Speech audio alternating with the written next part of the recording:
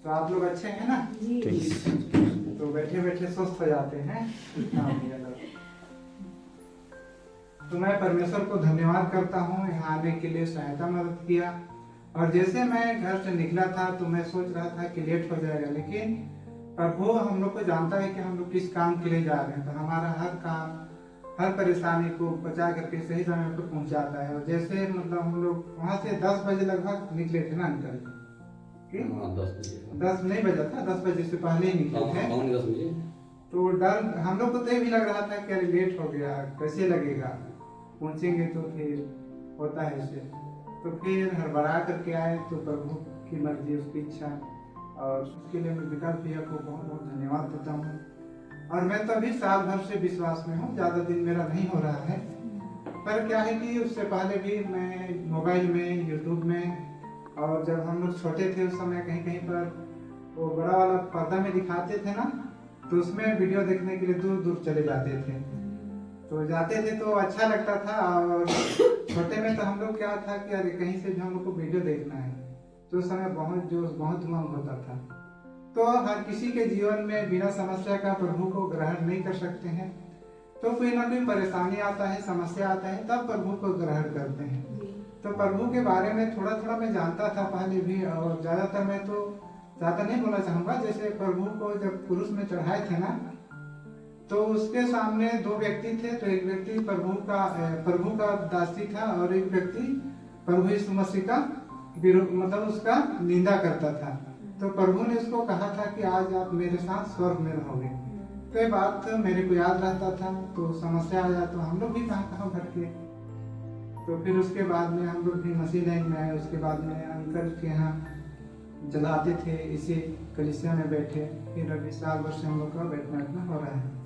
तो कुछ भी होता है तो हम लोग सबसे पहले हमारे अंकल जी को पूछते हैं, तो बताते हैं, तो उनके गाइड के अनुसार हम लोग चलते हैं। और जैसे कि दानियल राज के बारे में सुना हमारे अंकल जी, उसके बाद में बताया मेरे को। और हमारे विकास भैया भी यूट्यूब में डालते हैं, तो हम लोग का ग्रुप में, तो उसको मैं देखता हूँ, तो मेरे को भी बहुत अच्छा लगता है। जैसे कि हम लोग भोजन तो करते हैं, लेकिन भोजन करने के बाद में हम लोग का शरीर में कुछ ही समय के लिए रहता है। और यदि हम लोग सही शिक्षा, खरी शिक्षा को यदि हम लोग सीख लेंगे, तो जीवन भर हम लोग उस शिक्षा को, उसके अनुसार अपने जीवन को हम लोग अमल कर पाएंगे। और शिक्षा के बिना जीवन अधूरा है। और सही शिक्षा, खरी शिक्षा यदि हम लोग सीखेंगे, तो मसीह को हम लोग अपने पास ही हम लोग देखेंगे। जैसे कि बाइबल में कहता है कि आदि में वचन था, वचन परमेश्वर था, परमेश्वर वचन के साथ था, और वही वचन देहधारी हुआ। तो आज हमारे बीच में वचन ही परमेश्वर है। और मेरा गवाही तो जैसे कि मैं प्रार्थना करता हूँ प्रभु को, तो मेरे को विश्वास रहता है कि आज दिन भर मेरा काम अच्छा होगा। मेरा ही छोटा सा गवाही है, और गवाही तो आते रहता है छोटा छोटा, लेकिन प्रभु ये भी बोलता है कि झूठी गवाही नहीं देना है।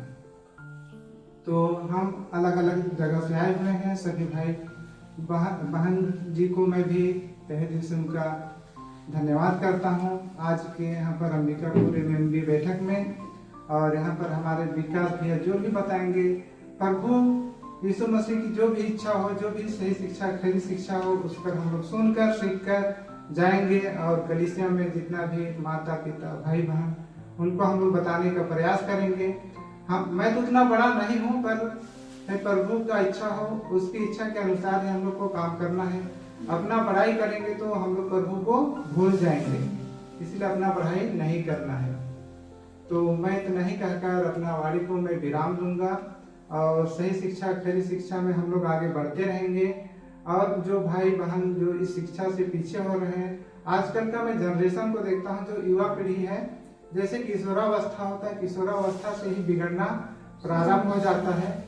तो उस अवस्था को भी विशेष ध्यान देना होगा, क्योंकि उसी अवस्था में अपने करियर को बनाना रहता है, पढ़ाई लिखाई करना होता है। पढ़ाई लिखाई करना छोड़ करके हम लोग गलत संगति, गलत रास्ता को अपनाते हैं, जिसके वजह से हम लोग तो इस टाइप में आते हैं, मतलब अनुसूचित जनजाति में। अधिकतर क्या है कि घर परिवार में गलत संगति में फंसे होने के कारण उनके बाल बच्चे को उतना ध्यान नहीं देते हैं।